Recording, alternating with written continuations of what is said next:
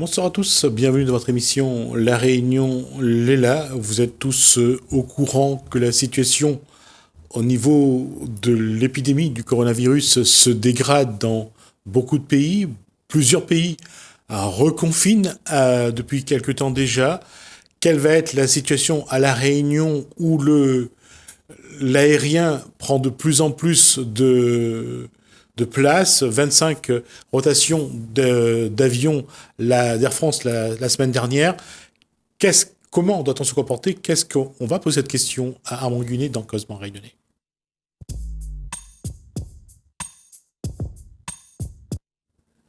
Armand Gunet, bonsoir. Le coronavirus n'aura au moins mis de la distance entre nous pendant quelques temps? Oui, cher Gismi, très heureux de retrouver Télécréole, les animateurs et surtout les téléspectateurs. Je les remercie de se tenir toujours réinformés par rapport à l'actualité délivrée par les médias mainstream. Je voudrais citer malheureusement à La Réunion 2 médias sur lesquels nos téléspectateurs ne nous trouveront pas. Il s'agit de Pathé Marconi, la première, et Pathé Marconi 2. Voilà. Donc je voulais les citer pour dire que voilà, vous ne me trouverez pas sur ces médias parce que ce sont des médias qui malheureusement sont sursubventionnés et c'est la voix de son maître. C'est pour ça que j'appelle Pathé Marconi, puisque les gens qui ont plus de 50 ans connaissent ce slogan. La voix de son maître, c'était le slogan pour Pathé Marconi. Alors, on va pas là-dessus. Je vais juste dire que les médias font ce qu'ils veulent. Hein. Chaque média fait ce qu'il veut. Je ne vais pas créer de problème avec eux. Mais je vais revenir là-dessus. Il y a une chose qui est vraie. C'est vrai qu'aujourd'hui, l'information autour du coronavirus est assez parcellaire. Voilà. Bon, je voudrais faire un petit flashback. Excusez-moi de parler anglais, donc c'est un petit retour. Nous avons eu un gouvernement de gougnafier. Je suis désolé de devoir utiliser ce terme, mais malgré mon vocabulaire riche, je n'en vois pas d'autre. Hein. On a commencé à nous dire que les masques, c'était absolument pas utile, ni nécessaire. Ensuite, on a vu la porte-parole du gouvernement qui nous a dit que c'était compliqué, qu'elle-même ne savait pas mettre un masque. Puis ensuite, on nous a dit, maintenant que le coronavirus est passé, vous devez mettre des masques, et puis si vous n'en mettez pas, vous allez être verbalisé. Voilà, ça c'est pour la métropole. Pour La Réunion, moi j'ai écrit tout de suite au préfet. Je devais accompagner une personne à Gillot. Et puis je me suis dit, mais avec l'épidémie qui commence, l'aéroport doit être certainement fermé à tous les visiteurs. Seuls les partants auront le droit de pénétrer dans l'aéroport. Et donc je n'y suis pas allé. Le lendemain, j'ai téléphoné à la police de l'air et des frontières qui me dit, monsieur, vous avez eu tort parce que il y avait un monde fou à l'aéroport. L'aéroport est ouvert à tous les vents et à tous les virus. C'est comme ça. J'ai donc téléphoné à la préfecture, j'ai donc écrit au préfet en lui disant qu'il était impératif de fermer l'aéroport et qu'on n'avait pas à recueillir tous les virus venant de l'extérieur. Je ne sais pas pourquoi, il a mis du temps, il a mis 1 semaine avant de fermer l'aéroport de Gillot. Maintenant, j'ai fait un courrier de lecteur paru dans un de nos médias sur Internet. Et j'avais dit, donc ça fait de bien faire 15 jours ou 3 semaines, j'ai dit, il n'y a plus de coronavirus qui circule à La Réunion. Il n'y a plus de coronavirus qui circule à La Réunion. Et pourtant, malgré cela, il y a encore 2 ou 3 jours, la sécurité sociale était interdite au public, c'était fermé. On pouvait mettre un pli dans une boîte aux lettres, mais rien d'autre. La CAF est également fermée au public. Il y a 2 Rottweilers qui sont devant et qui surveillent l'entrée. On vous demande est-ce que vous avez rendez-vous? Non, c'est pas rendez-vous, vous n'entrez pas. J'ai regardé un petit peu comme ça à l'intérieur. C'était vide. Ça, c'était il y a quelques jours seulement. Donc, il y a un peu plus d'1 mois que le coronavirus ne circule plus à La Réunion, ce qui ne veut pas dire qu'il n'y en a plus. Ça veut dire que les personnes qui sont porteuses du virus sont confinées soit chez elles, soit à l'hôpital. Et en aucune manière, en aucun cas, ces personnes ne peuvent contaminer le reste de la population. Alors j'ai écrit au préfet pour lui dire, excuse-moi Gismi, je viens d'écrire à l'instant au préfet pour lui dire que, en tout cas, pour ce qui concerne les liaisons aériennes dont tu parlais à l'instant, la ligne Mayotte est ouverte également à tous les vents et à tous les virus, et je ne vois vraiment pas pourquoi, avec une épidémie croissante d'une manière exponentielle à Mayotte, on puisse autoriser ces gens à venir à La Réunion. Alors, s'ils viennent à La Réunion et qu'ils ont une septaine, je ne sais pas pour combien de temps ils viennent, s'ils viennent pour 10 jours, ils vont faire une septaine et puis ils vont rester 3 jours de libre. C'est complètement idiot. En tout cas, c'est idiot de vouloir permettre à la population d'être le réceptacle de nouveaux virus. Alors, la question, à mon idée, c'est que on voit qu'il y a une résurgence. On voit qu'actuellement, dans le monde, on le voit en tout cas, que ce soit aux États-Unis, au Brésil, en Afrique du Sud, également un peu en Allemagne, en Italie, en Espagne, c'est en Catalogne. On voit que la résurgence est là. Quel doit être le comportement? Parce que le Réunionnais, pour l'instant, a été assez bien protégé de cette contamination. Il faut penser à se reconfiner, ou bien il faut vraiment prendre des précautions? Non, il faut deux choses. Il faut d'abord prendre des précautions, à savoir fermer la ligne de La Réunion, en tout cas pour Mayotte. Pour les autres, il faut un test avant le départ, ça doit se continuer. Un test quelques jours après l'arrivée. Il faut en tout cas pour Mayotte, je ne sais pas, je pose la question publiquement au préfet et à l'ARS. Est-ce que les personnes qui sont contaminées et que l'on détecte au début de leur contamination, est-ce que ces personnes peuvent bénéficier du protocole Didier Raoult, qui est le seul et unique efficace actuellement dans le domaine de la santé, ou alors est-ce qu'on leur dit vous prenez un Doliprane et vous attendez que ça se passe? La chloroquine, dans le protocole de M. Raoult, c'est de le prendre dès le début de la maladie. Oui, lorsqu'on a été dépisté, 2 ou 3 jours après, on est sûr qu'on est vraiment infesté par cette maladie. À ce moment-là, il y a un protocole qui consiste à prendre à la fois de l'hydroxychloroquine et l'azithromycine, qui est un antibiotique. C'est la combinaison des deux qui est vraiment efficace, et à des doses recommandées par le professeur Raoult. Certains ont entendu dans la presse qui ont proposé seulement que l'hydroxychloroquine. Il y a des doses absolument massives et ahurissantes. C'est pas ce qu'il faut faire. Il faut respecter. Ça coûte rien de donner un coup de fil à l'IHU de Marseille, prendre des renseignements auprès du professeur Raoult ou de ses associés qui, je pense, se feraient un plaisir de donner les bonnes posologies. Il y a quand même une crainte actuellement. On sent le stress, on sent quand même encore dans la tête des gens, dans leur comportement, que ce virus, que la contamination, elle est toujours présente dans les esprits. Oui, je vois plein de gens à Saint-Denis qui circulent avec un masque sur la tête à longueur de journée. Et encore une fois, c'est totalement inutile puisque le virus ne circule plus. Si vous sortez de là, vous allez, je sais pas moi, à la grande surface d'à côté, à Savannah, vous rencontrez 150 personnes, il n'y en a pas une seule qui a le coronavirus. Voilà, donc il y a strictement rien à craindre. Il faut que les gens puissent circuler librement, que les entreprises puissent rouvrir, que toutes les entreprises, tous les bars, tous les restaurants puissent rouvrir. C'est pas la peine de se laver les mains avec l'eau de Javel pure toutes les 30 secondes, c'est tout à fait inutile. C'est inutile également de porter un masque à longueur de journée. Quand l'ARS donne des chiffres de 11 cas, c'est plus pour inciter à la prudence ou c'est une réalité? Alors, j'ai téléphoné à l'ARS, j'ai eu en ligne la très sympathique responsable de communication de l'ARS, qui m'a envoyé également un mail pour confirmer ce qu'elle me disait.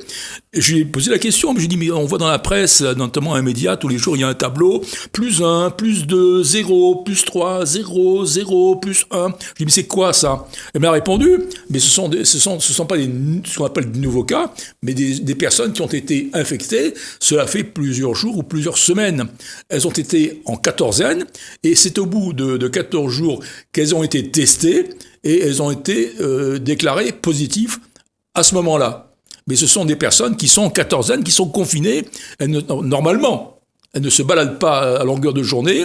L'ARS téléphone à ces personnes, normalement également, tous les jours. Donc, on n'a pas à craindre de contamination. Ce qu'on peut craindre, effectivement, c'est que des gens arrivent par vagues de Mayotte et qu'elles ne soient pas testées au départ, ni testées à arriver, et qu'on les laisse vaguer dans la nature. Voilà. Sinon, il n'y a pas de risque. Donc cette peur, cette crainte actuelle, elle est... Elle n'est pas motivée, elle est motivée par strictement rien du tout. Voilà, moi j'invite le préfet à l'ARS de faire une communication publique disant que le coronavirus ne circule plus La Réunion, que c'est inutile de mettre des masques et de se laver les mains toutes les 30 secondes avec l'eau de javel pur. C'est pas la peine non plus de mettre des masques dans les bus. C'est pas la peine de mettre une distanciation physique dans les bus et un peu partout. Hein. C'est totalement inutile. Mais est-ce que ça, ce genre de discours, ça peut pas, justement, est-ce que demain, s'il y a un cas qui échappe au contrôle de l'ARS, est-ce que ce cas-là peut, justement, peut ne pas contaminer la population? Non. Ce n'est pas moi qui le dis, hein, c'est le professeur Raoult, hein, qui a plus de compétences que moi en la matière. D'accord. Donc, à La Réunion, il ne faut pas avoir de crainte. C'est différent des discours. On voit que ici, à La Réunion, les responsables sanitaires et préfectoraux incitent à la prudence, incitent de prendre des précautions, demandent le port du masque pour les bus. Dans les restaurants mettent des masques à l'entrée pour que les clients arrivent, prennent un masque pour ceux qui n'en ont pas. Il y a quand même, par rapport à votre discours, il y a un décalage. Oui, parce que le gouvernement, celui-ci comme dans d'autres pays, veulent instaurer la peur, la crainte au sein de la population. C'est pas prévenir plutôt que guérir? Non, pas du tout. Lorsqu'il fallait prévenir, on n'a pas prévenu. Lorsqu'il fallait imposer le masque et distribuer des masques à toute la population, on ne l'a pas fait. C'est là, lorsque le virus ne circule plus, que le département, la mairie, la région font des distributions massives de masques. Moi, j'ai écrit, comme j'avais reçu, juste ce jour-là, j'avais reçu 2 masques très bien du département. J'ai fait un petit courrier à M. Bellecor pour le remercier et pour lui dire qu'il était en avance pour la prochaine pandémie. Mais parce que votre discours est totalement en décalage par rapport à ce que l'on entend actuellement. Oui, mais je vous répète, j'ai fait un courrier dans un média sur Internet. Personne n'a porté de démenti, hein, ni le préfet, ni l'ARS. D'accord. Voilà. D'accord. Donc, pour les jours à venir, pour les semaines à venir, il n'y a pas à s'inquiéter. Bon, je vous dirai également, Gismi, vous me connaissez, je ne suis pas un jeune de 20 ans, donc je fais partie des personnes fragiles. Je suis également diabétique et dialysé, je suis triplement personne fragile, et je n'ai pas porté de masque du tout depuis la déclaration du virus à La Réunion. D'accord. Alors, donc, on va parler d'un autre sujet qui... tout aussi important, Gismi. Qui est tout aussi important, les élections municipales qui ont été quelque peu très perturbées par ce virus. Alors, le regard sur la politique, vous avez eu le temps de voir un peu ce qui s'est passé? Oui, j'ai suivi. J'ai suivi notamment... je vais vous faire une petite confidence, Gismi, ça va peut-être amuser les téléspectateurs. J'ai une dizaine d'amis à qui j'ai fait un pari. La veille du scrutin, le samedi, le scrutin dimanche, le samedi. Du deuxième tour. Du deuxième tour, hein, je précise, vous avez raison. Et je leur ai dit, voilà, je suis en mesure de vous donner le vainqueur de ce deuxième tour dans chacune des circonscriptions où il y a un second tour. J'en rigolais. J'ai parié, je me suis enrichi de 10 000 euros. Avec 10 copains à qui j'ai parié 1 000 euros, j'ai gagné. J'ai donné le vainqueur dans chaque circonscription où il y avait un second tour. Dans chaque commune, oui. Ouais. Où il y avait un second tour. Ouais. Et bien, le second tour, c'est une femme qui a raflé la mise dans toutes les mairies. C'est Madame Abstention. Madame Abstention a gagné haut la main. Avec Saint-Denis, premier tour, un peu plus de, je crois, ou à environ 60% d'abstention. C'est énorme. 60% d'abstention. Ça, c'est le taux. Le taux sur le territoire de La Réunion, c'est de 51%, à peu près. Un petit peu plus. Peut-être moyenne, mais en tout cas, Saint-Denis, c'est 60%. Ouais. Hein. Et au niveau national, je crois que c'est également autour de 60%. Ce qui veut dire que pour moi, et pour beaucoup de membres de mon association, et puis de Réunionnais, ce premier tour a été une mascarade. Tout en ayant été légal, il y a beaucoup de choses qui sont en France qui sont légales mais qui ne sont pas légitimes. Donc c'était un premier tour illégitime avec des résultats illégitimes. Ce premier tour, si nous avions affaire à un gouvernement honnête, il aurait annulé ce premier tour carrément. On aurait fait les deux tours à une semaine du premier tour, un de l'autre, et puis l'élection aurait été normale. Actuellement, ce n'est pas une élection normale. Est-ce que de la part du gouvernement, est-ce qu'il n'y a pas eu une volonté de dire qu'on fait ce second tour pour essayer de tourner une page, pour essayer de dire qu'on repart sur d'autres bases? je ne suis pas dans la tête du gouvernement. Je sais qu'en question d'honnêteté, si le gouvernement avait été honnête, il aurait déjà le second tour, il ne l'aurait pas mis à ce moment-là, il aurait dû le mettre un peu plus tard. Parce qu'il y a plein de gens qui ne sont pas repartis aussi également pour le second tour à cause d'une crainte d'être atteints par le coronavirus. Il y a beaucoup de gens qui ne sont pas allés, pas parce qu'ils n'avaient pas envie de voter, mais parce qu'ils avaient peur pour leur propre santé. Si le second tour ne se faisait pas avant la fin du mois de juin, il fallait refaire les 2 tours. C'est pour ça qu'ils ont refait le 28. Eh ben, écoutez, il aurait peut-être fallu refaire les 2 tours. Ça aurait été de l'honnêteté. Ça aurait été de l'honnêteté. Mais là, je suis navré, mais c'est pas honnête. Voilà. Est-ce que, quand on regarde puisque vous avez parlé d'abstention, selon vous, quelle est la légitimité et la crédibilité de ceux qui ont été élus dans ces municipales? Eh ben, comme je vous ai dit, c'était légitime. Donc, pour moi, ce sont des élections truquées, truquées par la force des choses. Parce que si le gouvernement avait été honnête, il aurait supprimé ce premier tour, il aurait fait les élections plus tard. Et là, les gens auraient peut-être eu le temps et l'envie d'aller voter sans crainte d'être atteints par le coronavirus. Mais comment faire aujourd'hui quand on voit qu'il y a d'abord l'abstention, il y a une défection au niveau de l'électorat, il y a ça, une chose. Comment faire aujourd'hui pour inciter les gens à reprendre un petit peu la responsabilité du bulletin de vote? Mais écoutez, certains parlent du vote obligatoire, avec amende pour les gens qui ne vont pas voter. Ça c'est vrai en Suisse, je crois. Oui, mais moi je vais vous dire quelque chose, Gismi. Lorsque je passe devant un cinéma, il n'y a personne, ni le patron, ni l'employé qui m'oblige à aller voir un film. Je vais voir un film parce que j'ai envie de voir ce film, ça m'intéresse. Alors ce qu'il faut faire, c'est que les candidatures intéressent les électeurs. Et la seconde chose, c'est que si, par malheur, aucun des candidats ne satisfait au désir de l'électeur, que l'électeur puisse voter blanc et que ce vote soit comptabilisé parmi les suffrages exprimés. Ça, c'est extrêmement important. Vous avez lu la dernière loi là-dessus ou pas? Sur le bulletin blanc. Oui, mais justement, on a dit qu'on reconnaissait à moitié. Voilà. Hein. Donc, on le reconnaît, mais on ne le comptabilise pas. Voilà, on reconnaît, mais c'est pas parmi les suffrages exprimés. Moi, je suis désolé, quand je pose un bulletin blanc, j'exprime ma volonté d'électeur, j'exprime quelque chose. On ne peut pas dire que je n'exprime pas. Par conséquent, que ça ne soit pas parmi les suffrages exprimés, c'est encore une arnaque du gouvernement. Mais il y a une chose, Armand Guillet, qu'il faut reconnaître, parce que demain, si on comptabilise le bulletin blanc, il n'y a aucun élu. Si on compte... Pourquoi ? Non, mais il y a des communes où les élus sont quand même des gens compétents et honnêtes. Enfin, ceux qui se présentent ou qui se représentent sont des gens compétents et honnêtes. Ils seront élus. En revanche, là où il y a des charlots, je suis désolé, le charlot ou la charlotte ne seront pas élus. Parce que si on compte le bulletin blanc et qu'il y a 40% ou 50% de personnes qui votent blanc, il faudra au deuxième tour prendre la majorité relative et prendre la personne qui aura été élue peut-être avec 5 ou 10% des suffrages. Je ne sais pas, mais enfin, moi je pense qu'il faut quand même comptabiliser le vote blanc parce que pour l'instant, il n'y a pas de reconnaissance. Par conséquent, l'électeur n'a pas envie d'aller voter parce qu'il se dit soit je vote monsieur machin ou madame bidule, et si j'ai envie de voter ni pour l'un ni pour l'autre, je ne peux pas exprimer mon désaccord. Alors il faudrait 2 choses, donc que ce désaccord puisse être reconnu, et puis ensuite il faut que les gens qui se présentent effectivement aient un programme à présenter. On ne vote pas pour un monsieur Réunion ou une madame Réunion, là, Miss Réunion.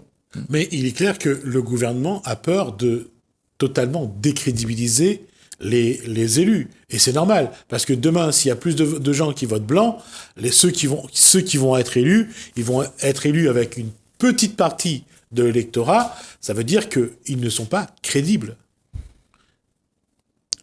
Moi j'aspire, et je ne suis pas le seul, il y a Michel Onfray qui lance ce mouvement Front Populaire.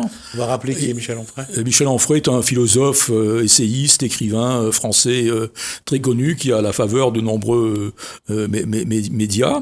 Il propose avec un autre ami de faire un Front Populaire avec des idées à mettre en place pour la prochaine présidentielle. Il ne se présente pas, il ne cite pas de nom non plus. Il espère, et ce que j'espère aussi, c'est que on mette fin à ce genre de présidentielle avec Macron contre Marine Le Pen. Ben écoutez, il y a quand même 67 millions de Français sur le territoire national et dans l'outre-mer. Il est surprenant qu'il n'y ait que 2 candidats possibles pour gouverner la France. Je suis choqué de savoir ça. En tout cas, le président fait tout pour que ça reste ce que vous venez de dire. Mais bien sûr, ça l'arrange. Mais comment faire aujourd'hui pour pour personnaliser, pour identifier le bulletin blanc, pour qu'il y ait peut-être un visage, là je m'avance un peu, mais peut-être qu'il y ait un visage pour que les gens se reconnaissent dans telle chose. Dire, voilà, j'ai voté pour quelqu'un qui porte ma contestation. Ben je sais pas ce que le législateur a prévu ou s'il peut prévoir quelque chose. Moi, je ne suis pas un grand juriste. Je pourrais peut-être poser la question à des amis qui le sont, parce que j'ai des amis avocats ou magistrats. Peut-être que effectivement, la question mérite d'être posée. Mais est-ce que pas de réponse. Le fait que l'abstention est aussi importante, le fait que on est en train de décrédibiliser un petit peu cette classe politique, est-ce que derrière, il faut craindre que ces responsables-là ne puissent plus, prendre des décisions qui concourent au bien-être de la population? Bon, je vais parler de mon cas pour Saint-Denis. Moi, je suis dionysien. Hein. Je vais voter et j'ai le choix entre 2 candidats, Madame Barretsch ou Didier Robert. Je suis navré, mais aucun des 2 n'a retenu mon attention et ma sensibilité, mes choix politiques. Je ne sais combien de fois j'ai écrit à Didier Robert et j'ai écrit à Madame Barretsch. Je n'ai jamais eu de réponse. Mon association a fait un courrier dans la presse, il est là, il tient en 2 pages 21, 29, 7. Je vous donne un exemple. Pourquoi l'électeur a du mal à se déterminer? Pourquoi est-ce qu'il ne va pas voter? Pourquoi est-ce qu'il vote blanc? Voici un courrier qui est paru dans la presse, donc il fait une page 3/4. Ça concerne l'octroi de mer. Ce courrier a été écrit en 2014, alors qu'on se demandait si on allait ou pas retoucher l'octroi de mer. Ce courrier a été envoyé à Victorin Lurel, il a été envoyé à Madame Paul-Angevin, il a été envoyé à Erika Barretsch, il a été envoyé à Madame Gérardin, il a été envoyé à tous nos députés sénateurs, il a été envoyé à la région, et personne n'a répondu. J'ai fait des relances.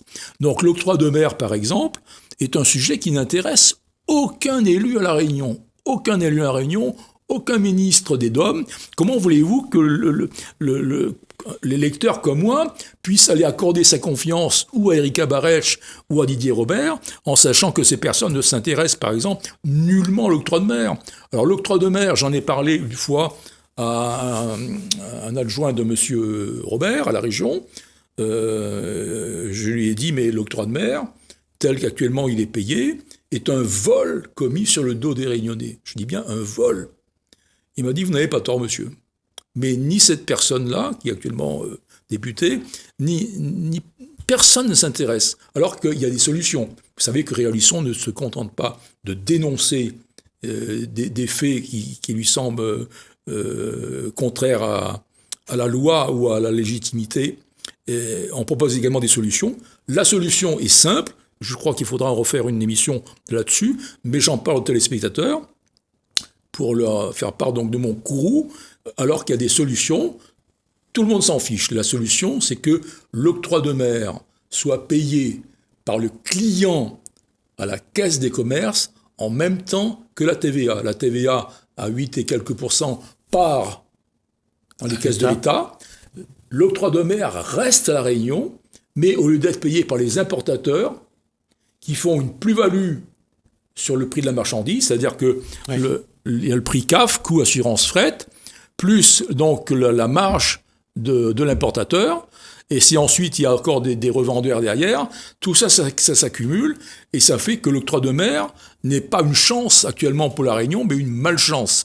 ça sera une chance dans la mesure où certains taux seront revus, où l'assiette sera revue et où l'octroi de mer sera payé par les clients de la Caisse des commerces. C'est tout à fait faisable. J'ai contacté 2 grandes surfaces qui m'ont dit ça se fait au maximum en 2 jours pour refaire les caisses. Donc c'est pas une impossibilité technique. Je vous interromps là parce qu'on a déjà dépassé largement le temps. Oui. Armand Gunet, on se revoit la prochaine fois. On reviendra sur l'octroi de mer. Absolument. Donc on aura l'occasion de détailler un petit peu plus. Oui. Merci pour votre éclairage. Nous, on tourne une page.